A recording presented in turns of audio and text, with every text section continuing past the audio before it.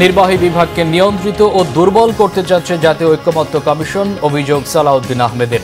নির্বাচিত সরকারের অপেক্ষা ইইউ, জানিয়েছেন আমির খসরু। অবৈধ নির্বাচন ও কারচুপির মামলায় হাবিবুল আওয়াল 3 দিনের রিমান্ডে। 2023 সালে খুলনায় বিএনপির কর্মী সভায় হামলা মামলায় হুকুমের আসামি শেখ হাসিনা। শুধু সাংবাদিকতার জন্য কোনো সাংবাদিককে গ্রেফতার করা হয়নি, দাবি আইন উপদেষ্টার। গণ অভ্যুত্থানের পর সৃষ্ট মবকে প্রেসার গ্রুপ বললেন প্রেস সচিব। জুলাই অভ্যুত্থানে প্রথম শহীদ আবু সাঈদ হত্যা মামলার তদন্ত শেষ, প্রতিবেদন হাতে পেয়েছেন প্রসিকিউশন। আনুষ্ঠানিক দাখিল রবিবার। দেখছিলেন ক্রাউন 7 সংবাদ শিরোনাম, এবার বিস্তারিত। নির্বাহী বিভাগকে নিয়ন্ত্রিত ও দুর্বল করতে চাচ্ছে জাতীয় ঐক্যমত্য কমিশন, এমন অভিযোগ করেছেন বিএনপির স্থায়ী কমিটির সদস্য সালাউদ্দিন আহমেদ। তিনি বলেন, সংস্কার নিয়ে যত আলাপ আলোচনা চলছে তার চেয়ে বেশি চলছে খানাপিনা।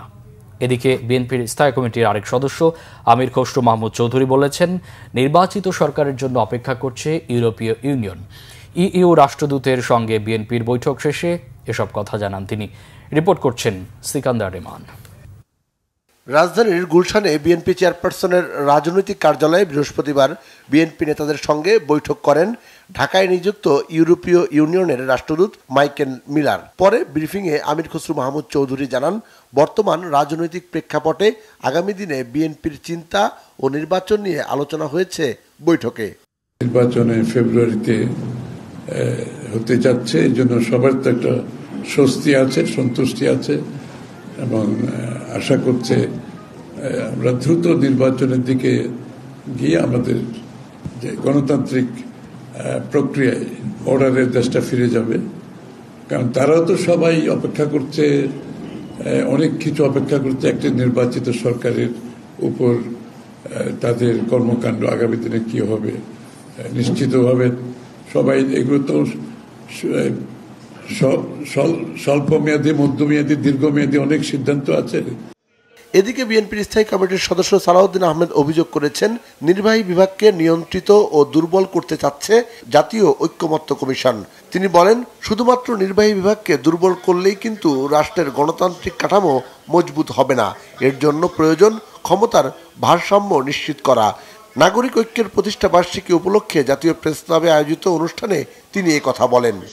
আমরা যদি প্রতি ক্ষেত্রে নির্বাহী বিভাগকে সীমাবদ্ধ করি আইনিভাবে, সাংবিধানিকভাবে, তাহলে কিন্তু নির্বাহী বিভাগ দুর্বল হবে, রাষ্ট্র পরিচালনা করা যাবে না, সরকার পরিচালনা করা যাবে না।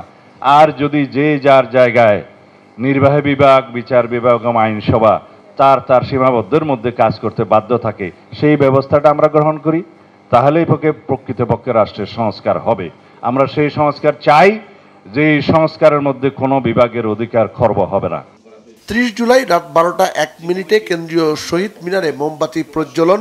1 জুলাই সব রাজনৈতিক দলের অংশগ্রহণে আলোচনা সভা।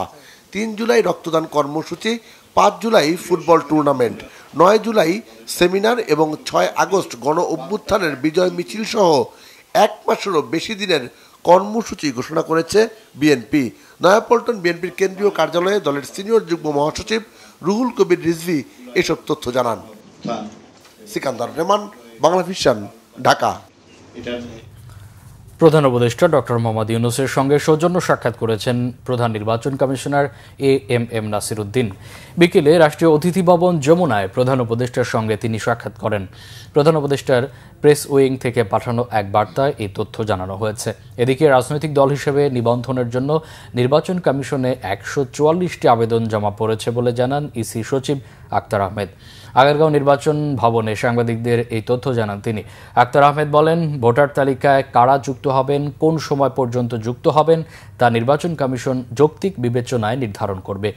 আর এমন বিধান রেখে ভোটার তালিকা আইন সংশোধন করতে আইন মন্ত্রণালয়ে পাঠানো হয়েছে। সাবেক প্রধান নির্বাচন কমিশনার কাজী হাবিবুল আওয়ালকে 3 দিনের রিমান্ডে দিয়েছে আদালত। তদন্তকারী কর্মকর্তা 10 দিনের রিমান্ডের আবেদন করলে ঢাকার চিফ মেট্রোপলিটন ম্যাজিস্ট্রেট এই আদেশ দেন। রাষ্ট্রপক্ষের আইনজীবীর অভিযোগ, প্রহসন ও ডামি নির্বাচনের মধ্য দিয়ে হাবিবুল আওয়াল জনগণের ভোটের অধিকার হরণ করেছেন। দেখুন আমার করা একটি রিপোর্ট। রাষ্ট্রদ্রোহ এবং প্রহসনের নির্বাচনের অভিযোগে শেরেবাংলা নগর থানার মামলায় বৃহস্পতিবার চিফ মেট্রোপলিটন ম্যাজিস্ট্রেট আদালতে তোলা হয় সাবেক প্রধান নির্বাচন কমিশনার কাজী হাবিবুল আউয়ালকে। মামলার তদন্ত কর্মকর্তা শেরেবাংলা নগর থানার উপপরিদর্শক শামসুজ্জোহা সরকার সাবেক সিইসির 10 দিনের রিমান্ডের আবেদন জানালে শুনানি শেষে বিচারক তার 3 দিনের রিমান্ড মঞ্জুর করেন। উভয় বক্তব্যের পরে তার বিরুদ্ধে 10 দিনের রিমান্ড প্রার্থনা করা হয় তদন্তকারী কর্মকর্তার পক্ষ থেকে। সেখানে 3 দিনের রিমান্ড মঞ্জুর করে বিজ্ঞ আদালত তাকে জিজ্ঞাসাবাদ করার জন্য তদন্তকারী কর্মকর্তাকে অনুমতি প্রদান করেন। এই প্রশাসনের নির্বাচনের দায়-দায়িত্ব তাকে নিতে হবে এবং এই প্রশাসন নির্বাচন করে সে এই নির্বাচনে টাকা আত্মসাৎ করেছে এবং সে ক্ষমতার অপব্যবহার করেছে এবং সে জনগণের সঙ্গে প্রতারণা করেছে এবং সে রাষ্ট্রদ্রোহীমূলক সংবিধান লঙ্ঘন করে রাষ্ট্রদ্রোহী কাজ করেছে এবং সে সরকারের সঙ্গে আতাত করে ফ্যাসিস্ট হাসিনাকে ক্ষমতায় টিকিয়ে রাখার জন্য সে অপরাধমূলক ষড়যন্ত্র করেছে। রাষ্ট্রপক্ষে শুনানি করেন পাবলিক প্রসিকিউটর ওমর ফারুক ফারুকি। তিনি বলেন, শেখ হাসিনা সরকারকে টিকিয়ে রাখতে বিগত সময়ে ডামি ও প্রহসনের নির্বাচন হয়েছে, যা রাষ্ট্রদ্রোহের শামিল। হাবিবুল আউয়াল তার বক্তব্য রাখার সময় সে স্বীকার করেছে যে ওই নির্বাচনটা দামি নির্বাচন ছিল এবং সেও স্বীকার করেছে যে ওই নির্বাচনটা প্রহসনের নির্বাচন ছিল। উনি আজকে তার বক্তব্যে সকল কিছুতে উনি অন্যের উপরে দোষ চাপাবার চেষ্টা করেছেন এবং নিজের ঘাড়ে কোনো দোষ নেওয়ার চেষ্টা করেন নাই এবং উনি নিজের কর্মকাণ্ডকে ওনাকে বলা হয়েছিল আপনি পদত্যাগ করেন নাই কেন তাহলে, এবং সেটার উপরে উনি কোনো ফলপ্রসূ বক্তব্য দিতে পারেন নাই এবং শুধুমাত্র উনি অন্যের উপরে দোষ দিয়ে নিজকে জাস্টিফাই করার চেষ্টা করছেন কার্যকর্মকে। একই মামলায় সাবেক সিইসি নুরুল হুদাকে গত 23 জুন 4 দিনের রিমান্ডের অনুমতি দেয় আদালত। আওয়ামী লীগ সরকারের সময় নির্বাচন কমিশনের বিরুদ্ধে অনিয়মের অভিযোগ এনে এই মামলা করেন বিএনপি নেতা সালাউদ্দিন খান। মামুন আব্দুল্লাহ, বাংলা ভিশন, ঢাকা। 2023 সালের 19 মে খুলনা প্রেস ক্লাব মিলনায়তনে বিএনপির কর্মী সভায় গুলিবর্ষণ, হামলা, ভাঙচুর, অগ্নিসংযোগ ও নেতাকর্মীদের গুরুতর আহত হওয়ার ঘটনার মামলায় সাবেক প্রধানমন্ত্রী শেখ হাসিনাকে হুকুমের আসামিসহ 156 জনকে আসামি করা হয়েছে। মহানগর বিএনপির সাধারণ সম্পাদক শফিকুল আলম তুহিন বাদী হয়ে সকালে খুলনা মহানগর সিনিয়র স্পেশাল ট্রাইব্যুনালে এজাহারটি দাখিল করেন। ট্রাইব্যুনালের বিচারক মোহাম্মদ শরীফ হোসেন হায়দার এজাহারটি আমলে নিয়ে পরবর্তীতে নির্দেশ দেবেন বলে জানান। এজাহারে অন্যান্য আসামিদের মধ্যে উল্লেখযোগ্য হল শেখ হাসিনার চাচাতো ভাই সাবেক সংসদ সদস্য শেখ জুয়েল ও শেখ সোহেল এবং তার অপর 2 ভাই, সাবেক প্রতিমন্ত্রী মনোজান সুফিয়ান, সাবেক মেয়র তালুকদার আব্দুল খালেক ও আওয়ামী লীগ মহানগর শাখার সাধারণ সম্পাদক এমডি এ বাবুল রানা। এছাড়া এজাহারে একাধিক পুলিশ কর্মকর্তা ও কয়েকজন গণমাধ্যম কর্মীর নামও রয়েছে। উপদেষ্টাদের বিরুদ্ধে প্রতিদিন নির্মম মিথ্যাচার হলেও সরকার কোনো মামলা করছে না জানিয়ে আইন উপদেষ্টা ডক্টর আসিফ নজরুল বলেছেন, বেশিরভাগ গণমাধ্যমের কোনো কোড অফ কন্ডাক্ট নেই। আর প্রধান উপদেষ্টার প্রেস সচিব শফিকুল আলম বলেন, সাংবাদিকদের বিরুদ্ধে মামলায় সরকার জড়িত নয়, কোনো রাজনৈতিক দল জড়িত কিনা তা খুঁজে দেখার আহ্বান জানান তিনি। জানান, গণঅভ্যুত্থানের পর সৃষ্ট মবকে তিনি প্রেশার গ্রুপ হিসেবে দেখেন। সরকার দায় এড়াতেই এসব বক্তব্য দিচ্ছে বলে মন্তব্য করেন গণমাধ্যম ব্যক্তিরা। রিপোর্ট করছেন ইমরুল কায়েস। সাংবাদিকদের সুরক্ষা নিয়ে রাজধানীর সিরডাপ মিলনায়তনে সেমিনারের আয়োজন করে centre for governance studies CGS.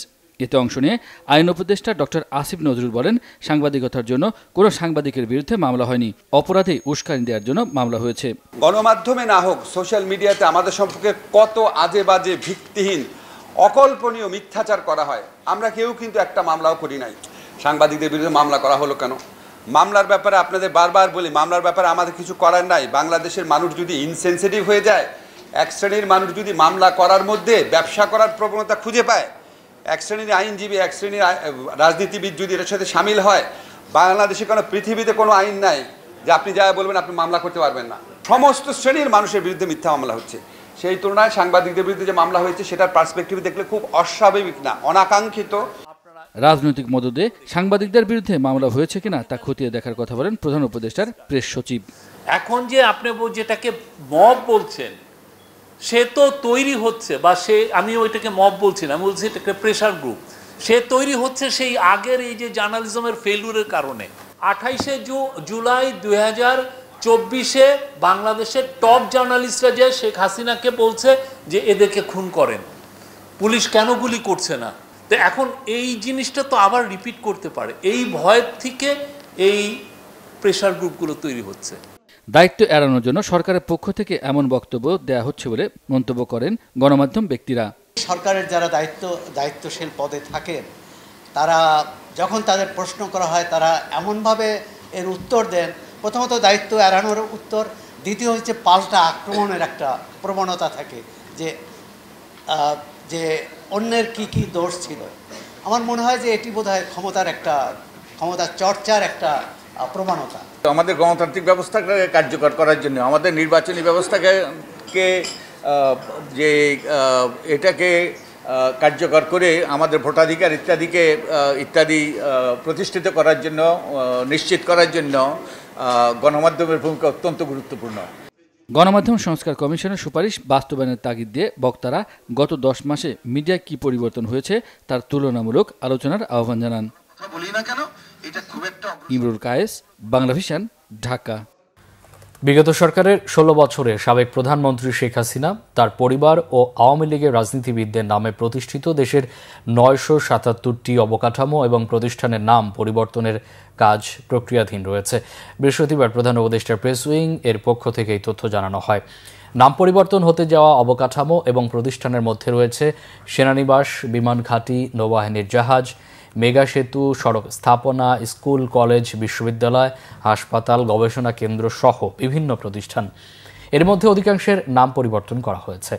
এদিকে দেশের সকল সরকারি প্রতিষ্ঠানের ভবনের ছাদে সোলার প্যানেল বসিয়ে সৌরবিদ্যুৎ উৎপাদনের উদ্যোগ নিতে সংশ্লিষ্টদের নির্দেশ দিয়েছেন প্রধান উপদেষ্টা। বৃহস্পতিবার রাষ্ট্রীয় অতিথি ভবন যমুনায় জাতীয় রুফটপ সোলার কর্মসূচি শীর্ষক বৈঠকে প্রধান উপদেষ্টা এই নির্দেশ দেন। সৌরবিদ্যুৎ প্রসার ও ধার্যকৃত লক্ষ্যমাত্রা পূরণে বাংলাদেশ প্রতিবেশী দেশগুলোর তুলনায় অনেক পিছিয়ে রয়েছে। ভারতে মোট বিদ্যুৎ চাহিদার 24%, পাকিস্তানে 17.16%, শ্রীলঙ্কায় 39.7% উৎপাদন হলেও বাংলাদেশে মোট বিদ্যুৎ চাহিদার মাত্র 5.6% সৌরবিদ্যুৎ উৎপাদন হয়ে থাকে। এছাড়া চলতি বছরের হজ ব্যবস্থাপনা সুষ্ঠুভাবে সম্পন্ন করায় ধর্ম মন্ত্রণালয় সহ সংশ্লিষ্টদের অভিনন্দন জানিয়েছেন প্রধান উপদেষ্টা প্রফেসর ডক্টর মোহাম্মদ ইউনূস। এবছর ছোটখাটো যেসব ত্রুটি ধরা পড়েছে সেগুলো চিহ্নিত করে ভবিষ্যতে সেগুলো যেন না হয় সে বিষয়ে যথাযথ পদক্ষেপ নেওয়ার নির্দেশ দেন প্রধান উপদেষ্টা। জুলাই গণহত্যার প্রতীক রংপুরের বেগম রোকেয়া বিশ্ববিদ্যালয়ের ছাত্র শহীদ আবু সাঈদের হত্যা ও মানবতাবিরোধী অপরাধের মামলার চূড়ান্ত তদন্ত প্রতিবেদন হাতে পেয়েছে প্রসিকিউশন। আগামী রবিবার আন্তর্জাতিক অপরাধ ট্রাইব্যুনাল 2-এ আলোচিত এই মামলার অভিযোগপত্র আনুষ্ঠানিকভাবে দায়ের করা হবে। বৃহস্পতিবার প্রসিকিউটর মিজানুল ইসলাম জানান, মামলার তদন্তে 30 জনের সম্পৃক্ততা পাওয়া গেলেও চূড়ান্ত অভিযোগপত্রে কতজনকে দায়ী করা হবে সে বিষয়ে তারা এখনও সিদ্ধান্ত নেননি। 13 জানুয়ারি এই মামলায় শেখ হাসিনা সহ 25 জনকে আসামি করে অভিযোগ ট্রাইব্যুনালে দায়ের করে শহীদ আবু সাঈদের বড় ভাই রমজান আলী। মামলায় 4 আসামি কারাগারে রয়েছে। তারা হল রংপুরের বেগম রোকেয়া বিশ্ববিদ্যালয়ের সাবেক প্রক্টর শরীফুল ইসলাম, পুলিশের সাবেক সহকারী উপপরিদর্শক আমির হোসেন, কনস্টেবল সুজন চন্দ্র রায় ও ছাত্রলীগ নেতা ইমরান চৌধুরী। সামগ্রিক দিক বিবেচনা করে এই রিপোর্টটা তৈরি করেছেন। তারপরেও আমরা এটা পর্যালোচনা করব। আশা করছি যে আগামী রোববার আমরা এই ফরমাল চার্জ দাখিল করব। তদন্ত প্রতিবেদনে 30 জন দেওয়া হয়েছে। আমরা পর্যালোচনা করে দেখব যে তাদের বক্তব্যের সাথে কেউ যোগ হবে বা বিয়োগ হবে, সংযোজন বা বিয়োজন হলে এটা হবে। ঢাকা দক্ষিণ সিটি কর্পোরেশনের প্রশাসক মোহাম্মদ শাহজাহান মিয়া দীর্ঘ 43 দিন পর আজ প্রধান কার্যালয় নগর ভবনে যান। এর আগে রবিবার নগর ভবনের স্বাভাবিক সেবা কার্যক্রম চালুর ক্ষেত্রে সহায়তার ঘোষণা দেন ঢাকাবাসীর আন্দোলনের সমন্বয়ক সাবেক সচিব মশিউর রহমান। শাহজাহান মিয়া নগর ভবনে সাংবাদিকদের বলেন, আর পেছনে তাকানো তার উচিত নয়, সামনের দিকে এগিয়ে যেতে চান তিনি। ইদ্রিস আলমের রিপোর্টে বিস্তারিত। দীর্ঘদিন পর অফিস শুরু করেছেন ঢাকা দক্ষিণ সিটি কর্পোরেশনের প্রশাসক মোহাম্মদ শাহজাহান মিয়া। বৃহস্পতিবার বেলা 1:45টার দিকে কার্যালয়ে আসেন তিনি। এ সময় সাংবাদিকদের জানান, 38 দিন বন্ধ ছিল, এটা আসলে আমি যেটা বলতেছি, আমরা পিছনের দিকে তাকাতে চাই না। আমরা সামনে এগিয়ে যাব। সবাই কাজে মানে আছে। আমি বলি কাজ ছিল আমাদের, কখনো কাজ বন্ধ ছিল না, হয়তো কোনোটা সীমিত আকারে ছিল, কিন্তু কখনোই কাজ বন্ধ হয়নি। তবে আজকের থেকে যেহেতু সব আমাদের দপ্তর খোলা, সবাই প্রাণ খুলে আজকের থেকে কাজ শুরু করেছে। এর আগে গত রবিবার ঢাকাবাসীর আন্দোলনের সমন্বয়ক সাবেক সচিব মশিউর রহমান নাগরিক সেবা চালু রাখতে কর্মকর্তা কর্মচারীদের কাজে ফেরার আহ্বান জানান। পরদিন সোমবার থেকে সব বিভাগের কর্মকর্তা কর্মচারী নগর ভবনে আসেন। আঞ্চলিক কার্যালয় থেকে শুরু করে নগর ভবনেও সেবা কার্যক্রমে গতি ফেরে, এমনটাই জানালেন নগর ভবনের কর্মচারীরা। কার্যক্রম গত সোমবার থেকে আমাদের ফুল কার্যক্রম চলতেছে। নাগরিক সেবা যেগুলো আছে, অডিশন, তারপরে নাগরিকত্ব সনদ, জন্ম নিবন্ধন, হোল্ডিং ট্যাক্সের কাগজ, লাইসেন্স, ট্রেড লাইসেন্স সবই সুন্দরভাবে চলতেছে, এখন কোনো সমস্যা নেই। ইচ্ছাকরে বসলে কোনো ভুল হইতো না, উনি বসলে কোনো ভুল হইতো? প্রশাসন যা করে উনি তাই সেই কাজটি তো করতো। উনি আদালত কি ইচ্ছা করে জোর করে আনছে? উনি কি আদালতকে জোর করে আনছে? অবশ্যই সরকার দিছে, তারপর গেজেটও দিছে। আজকে সকাল থেকে চুরি চাপছে, যেমন কালকে শুক্রবার এবং শনিবার আমাদের একটা প্রজ্ঞাপন জারি হয়েছে যে আমাদের অফিস খোলা থাকবে।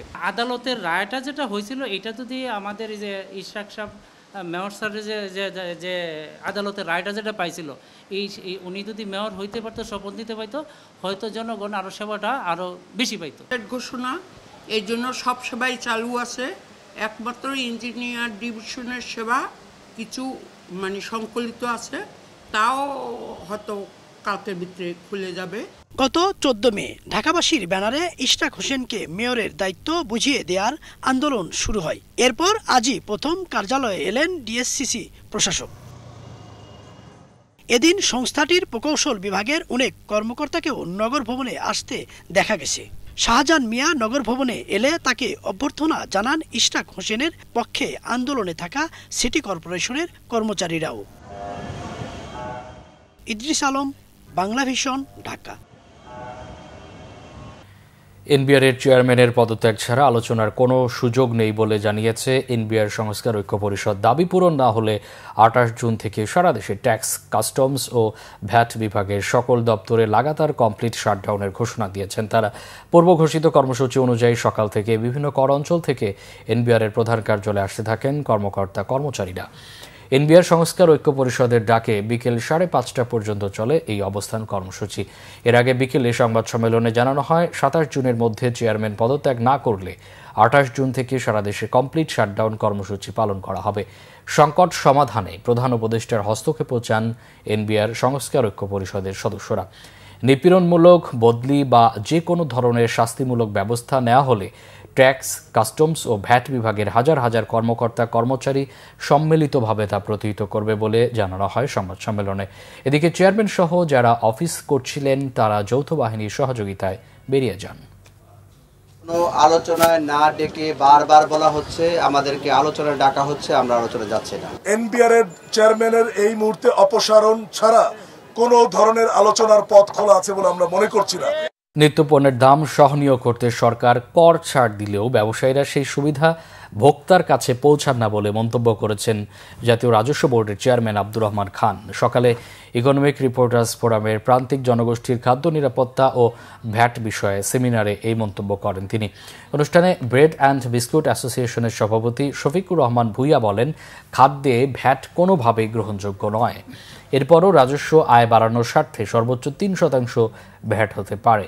তাদের দাবি যৌক্তিক মনে করলেও আন্তর্জাতিক সংস্থার পরামর্শে শুল্ক কর বাড়ানো হয়েছে বলে উল্লেখ করেন তিনি। এক প্রশ্নের জবাবে তিনি জানান, বুধবার পর্যন্ত 3.5 লাখ কোটি টাকা রাজস্ব আয় হয়েছে। জনগণের ওপর চাপ কমানোর চিন্তা থেকে এবার বাজেট ছোট করা হয়েছে বলে জানান এনবিআর চেয়ারম্যান। এখনো আমাদের যে ঋণের যে স্টক আছে সেটা আমাদের সারা বছরের টোটাল রেভিনিউ আদায়ের 5 কোটি। তার মানে আমরা আগামী 5 বছর যা রেভিনিউ আয় করি, যদি পুরোটাই ঋণ পরিশোধে শোধ করে দিই, 1% অন্য কোনো কাজে খরচ না করি, তাও আমাদের 5 বছর লাগবে। আমাদের tax GDP ratio one of the lowest. আমরা এই যে বললেন বিস্কিটের উপর ট্যাক্স বসানোর পরে আমাদের ট্যাক্স জিডিপি 7.4। এর মানে আমাদের এখানে অনেক রকমের অদক্ষতা আছে, অনেক রকমের প্রিফারেন্স আছে, আমাদের নিজেদেরই প্রচুর পরিমাণে সমস্যা আছে, যেগুলোর উপর আমরা এখন কাজ শুরু করেছি। আমরা অটোমেশন করছি। এইচএসসি ও সমমানের পরীক্ষায় প্রশ্ন ফাঁস রোধে কঠোর অবস্থানে রয়েছে সরকার, জানিয়েছেন শিক্ষা উপদেষ্টা সিআর আবরার। ঢাকার যানজট মাথায় রেখে হাতে রেখে সময় রেখে বের হওয়ায় প্রথম দিনের পরীক্ষায় সময় মতো কেন্দ্রে আসতে পেরেছেন পরীক্ষার্থীরা। প্রশ্ন পরীক্ষা নিয়ে সন্তুষ্ট শিক্ষার্থী, অভিভাবক সবাই। করোনার আগ্রাসন বাড়তে থাকায় ছিল স্বাস্থ্যবিধি মেনে কেন্দ্রে প্রবেশের নিয়ম। নাবিল জাহাঙ্গীরের রিপোর্ট। বৃহস্পতিবার সকাল ১০টা থেকে বাংলা প্রথম পত্রের মাধ্যমে শুরু হয় চলতি বছরের এইচএসসি ও সমমান পরীক্ষা, যাতে ৯,৩১৪টি শিক্ষা প্রতিষ্ঠানের প্রায় ১২.৫ লাখ পরীক্ষার্থী অংশ নিচ্ছে। বিভিন্ন কেন্দ্র ঘুরে দেখা গেছে করোনা ছড়িয়ে পড়া ঠেকাতে স্বাস্থ্যবিধি মেনেই পরীক্ষার্থীদের কেন্দ্রে ঢুকিয়েছে কর্তৃপক্ষ। কেন্দ্রে আসা অভিভাবকরা বলছেন, হাতে সময় নিয়ে বের হওয়ায় পড়তে হয়নি যানজটের ভোগান্তিতে। না, আল্লাহর রহমতে যানজট ছিল না, ঠিক মতোই আসতে পারছি। রাস্তায় যানজট ওরকম ছিল না, তবে যে মোড়গুলোতে বিশেষ করে আপনারা যে 14 নম্বর যে মোড়টা, ওখানে একটু যানজট ছিল আর কি। শুধু দেওয়া আছে যে ভাষানটেক গভর্নমেন্ট কলেজ, তো ভাষানটেক তো আর ছোট জায়গা না, সেই হিসেবে কলেজ আমাদের পাইতে দেরি হয়েছে। আমরা সকালে 8টা বাজে বের হয়েছি, কোনো প্রবলেম হয়নি। ওরা নিয়ম ডিসিপ্লিন ভালোই ছিল, লাইন ধরে সবাইকে ঢুকতে দিয়েছে এবং সবাইকে মাস্ক ছাড়া কাউকে ভিতরে ঢুকতে দেওয়া হয়নি। রাজধানীর ভাষানটেক সরকারি কলেজ কেন্দ্র পরিদর্শন শেষে শিক্ষা উপদেষ্টা সিআর আবরার জানান, প্রশ্ন ফাঁস রোধে কঠোর নজরদারি করছে সরকার, সেই সাথে সবাইকে স্বাস্থ্যবিধি মেনে চলার অনুরোধ করেন তিনি। অনেক আগের থেকেই প্রশ্নপত্রগুলো নির্দিষ্ট জায়গায় সেগুলো নিয়ে যাওয়া, সেগুলো একটা হেফাজতে রাখা এবং পরীক্ষার কিছুক্ষণ আগে সে সেন্টারগুলিতে নিয়ে আসা, সব কিছু মিলিয়ে খুবই একেবারে ডিটেইল প্ল্যানিংয়ের মাধ্যমে সেগুলো করা হয়েছে। তো আমার ধারণা এগুলো আমরা সফল হব। পরীক্ষা শেষে শিক্ষার্থীরা বলছেন, লিখিত পরীক্ষা কিছুটা সহজ হলেও কঠিন ছিল এমসিকিউ প্রশ্ন, তবে সব মিলিয়ে ভালো ফলাফল প্রত্যাশা তাদের। আলহামদুলিল্লাহ, পরীক্ষা অনেক ভালো হয়েছে, প্রশ্ন অনেক খুবই সহজ হয়েছে। এমসিকিউটা একটু কঠিন ছিল, কিন্তু প্রশ্নটা সিকিউ প্রশ্ন একটু সহজ আসছে। সিকিউ ইজি ছিল, এমসিকিউ অনেক হার্ড ছিল। পরীক্ষা একদম ইজি, কোনো একদম কমন কোশ্চেন সব। এমসিকিউটা একটু হার্ড হয়েছে, কিন্তু বাকি যেগুলো ছিল সেগুলো ইজি ছিল। এইচএসসি ও সমমান পরীক্ষার লিখিত পর্ব শেষ হবে 10ই আগস্ট। নাবিল জাহাঙ্গীর, বাংলা ভিশন, ঢাকা। বিদ্যুৎ ও জ্বালানি খাতের বাজেটে অন্তর্বর্তী সরকার প্রত্যাশা পূরণে ব্যর্থ হয়েছে বলে মনে করে centre for policy dialogue CPD. প্রতিষ্ঠানটির গবেষকরা বলছেন, নবায়নযোগ্য জ্বালানি নিয়ে সরকার উল্টো পথে হাঁটছে। রাজধানীর ব্র্যাক সেন্টারে জ্বালানি ও বিদ্যুৎ খাতে বাজেট বিষয়ে আলোচনা সভায় এসব দিক তুলে ধরে গবেষণা প্রতিষ্ঠানটি। এতে ব্যবসায়ীরা অভিযোগ করেন, বিশ্বব্যাপী এখন নবায়নযোগ্য জ্বালানি খাতে জোর দিলেও এই বিষয়ে বাজেটে কোনো দিক নির্দেশনা নেই। নবায়নযোগ্য জ্বালানির চেয়ে সরকার বাজেটে জীবাশ্ম জ্বালানি খাতে বেশি প্রাধান্য দেওয়া হয়েছে বলে মন্তব্য করেন বিশেষজ্ঞরা। আমদানি নির্ভর জ্বালানি থেকে বের হতে না পারলে দেশের আর্থিক খাত এবং রপ্তানি হোঁচট খাবে বলে উল্লেখ করেন আলোচকরা। গ্যাস কূপ খননে গুরুত্ব না দিয়ে সরকার এলএনজি আমদানির উপর জোর দেওয়ায় জ্বালানি খাতে নেতিবাচক প্রভাব পড়েছে। সরকার পরিবর্তনের পরও জ্বালানি খাত এখনও ফ্যাসিস্টরা নিয়ন্ত্রণ করছে, এমন অভিযোগ বিশেষজ্ঞদের। জাতীয় নাগরিক পার্টির দক্ষিণাঞ্চলের মুখ্য সংগঠক হাসনাত আবদুল্লাহর ফেসবুক পোস্টে করা চাঁদাবাজির ভিডিও ক্লিপ নিয়ে অনুসন্ধান শুরু করেছে দুর্নীতি দমন কমিশন দুদক। সংস্থাটির মহাপরিচালক মোহাম্মদ আক্তার হোসেন বলেন, প্রকৃত ঘটনা কি ঘটেছে হাসনাত আবদুল্লাহ সেদিন জানতে পারবেন, তারপর নিজের ভুল বুঝতে পারবেন। সেগুনবাগিচায় দুদক কার্যালয়ে সাংবাদিকদের এই তথ্য জানান তিনি। দুদক মহাপরিচালক বলেন, দুদকের নাম ভাঙানো প্রতারক চক্রটির বিরুদ্ধে আরও 2টি আলাদা অভিযোগ থানায় জিডি হয়েছে। সেগুলো আমলে নিয়ে প্রতারক চক্রের সদস্যদের ধরার চেষ্টা করছে দুদক। চক্রটি ধরতে পারলে প্রকৃত ঘটনা বেরিয়ে আসবে। আরও জানান, দুদককে নিয়ে হাসনাত আবদুল্লাহর অভিযোগের বিষয়ে দুদকের কোনো পর্যায়ের সংশ্লিষ্টতা পাওয়া গেলে কঠোর ব্যবস্থা নেওয়া হবে। কিভাবে মাহমুদা মিতু প্রতারক চক্রের ফাঁদে পড়েছেন সেই পুরো বিষয়টি নিয়ে অনুসন্ধান করার কথাও জানানো হয়। গত 24 জুন হাসনাত আবদুল্লাহ নিজের ফেসবুক পোস্টে দুদককে নিয়ে একটি স্ট্যাটাস দেন। মাদকাসক্তদের জন্য বিভাগীয় পর্যায়ে কারাগার নির্মাণের কথা অন্তর্বর্তী সরকার ভাবছে বলে জানিয়েছেন স্বরাষ্ট্র উপদেষ্টা জাহাঙ্গীর আলম চৌধুরী।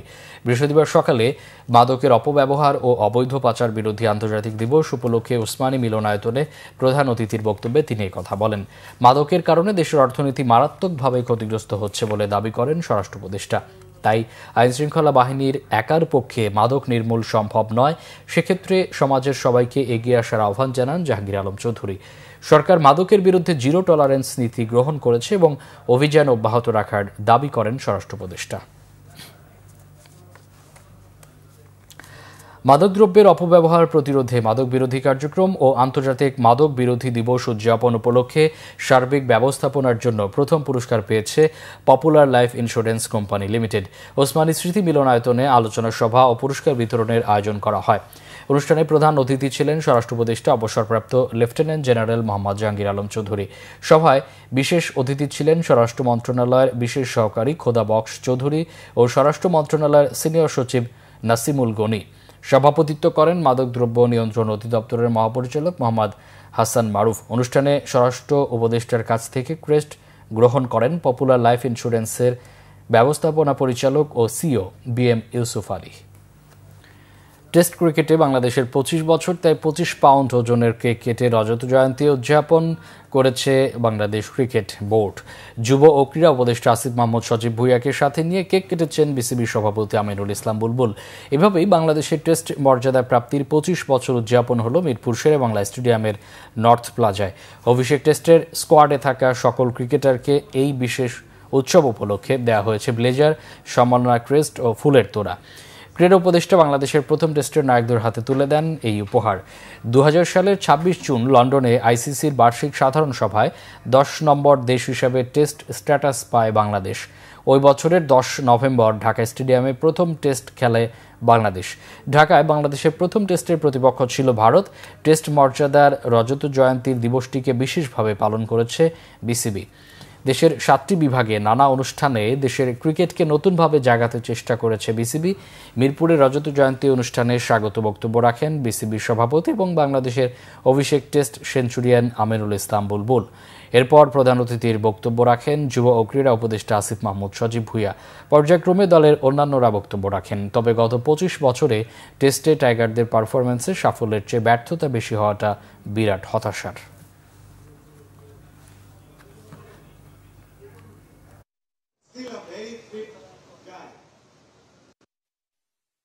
যারা এই টেস্ট মর্যাদা পেয়েছে তাদের প্রথম 25 বছরের পারফরমেন্স কেমন ছিল সেই স্ট্যাটিস্টিক্সে কিন্তু বাংলাদেশ পৃথিবীতে চতুর্থ। এবং গোয়িং ফরওয়ার্ড আমি বিশ্বাস করি আগামীর দিনগুলোতে আমাদের সম্ভাবনা আছে, সুযোগ আছে, এই স্ট্যাটিস্টিক্সটা আরও বেটার হবে। আমাদের এভারেজ হয়তো অত ভালো না, আমরা হয়তো 50, 60, 70 এভারেজ নেই, কিন্তু একটা জিনিস মনে রাখতে হবে, আমরা 97-এ যখন আইসিসি ট্রফি জয় করলাম, তারপর আমরা ওয়ানডে স্ট্যাটাস পেলাম, ওয়ানডে খেলা শিখলাম, তারপর বিশ্বকাপ খেললাম, তারপরে আমরা টেস্ট স্ট্যাটাস পেলাম, তারপর টেস্ট খেলা শিখলাম, তারপরে আমরা টেস্ট আজকে 25 বছর ধরে খেলছি। তো সব কিছু প্রথম ছিলাম আমরা। প্রথম টেস্ট ম্যাচ বলতে প্রথম অনুভূতি, প্রথম হারা, প্রথম জেতা, প্রথম কষ্টগুলো সহ্য করা। হয়তো এই আগেও বলছি বোলিং এভারেজ বা ব্যাটিং এভারেজ আমাদের অত স্ট্রং নেই, বাট আপনাদের কন্ট্রিবিউশন বাংলাদেশের সারা জীবন মানুষ মনে রাখবে। সংবাদ শেষ করব ক্রাউন 7 শিরোনামগুলো আরেকবার জানিয়ে। নির্বাহী বিভাগকে নিয়ন্ত্রিত ও দুর্বল করতে চাচ্ছে জাতীয় ঐক্যমত্য কমিশন। অভিযোগ সালাউদ্দিন আহমেদের। নির্বাচিত সরকারের অপেক্ষা ইইউ জানিয়েছেন আমির খসরু। অবৈধ নির্বাচন ও কারচুপির মামলায় হাবিবুল আওয়াল 3 দিনের রিমান্ডে। 2023 সালে খুলনায় বিএনপির কর্মী সভায় হামলা মামলায় হুকুমের আসামি শেখ হাসিনা। শুধু সাংবাদিকতার জন্য কোনো সাংবাদিককে গ্রেফতার করা হয়নি, দাবি আইন উপদেষ্টার। গণঅভ্যুত্থানের পর সৃষ্ট মবকে প্রেসার গ্রুপ বললেন প্রেস সচিব। জুলাই অভ্যুত্থানে প্রথম শহীদ আবু সাইদ হত্যা মামলার তদন্ত শেষ। প্রতিবেদন হাতে পেয়েছে প্রসিকিউশন। আনুষ্ঠানিক দাখিল রবিবার। এই ছিল এখনকার মতো। পরে সংবাদ রাত 10:30টায়। এর আগে 9টা রয়েছে নিউজ 20। দেখার আমন্ত্রণ রইল। এছাড়া বাংলা ভিশন সংবাদ ও সংবাদ সংশ্লিষ্ট অনুষ্ঠান দেখতে ভিজিট করুন www.bfnews24.com ও facebook.com/banglavisionnews এবং সাবস্ক্রাইব করুন youtube.com/banglavisionnews। এতক্ষণ সাথে থাকে অসংখ্য ধন্যবাদ।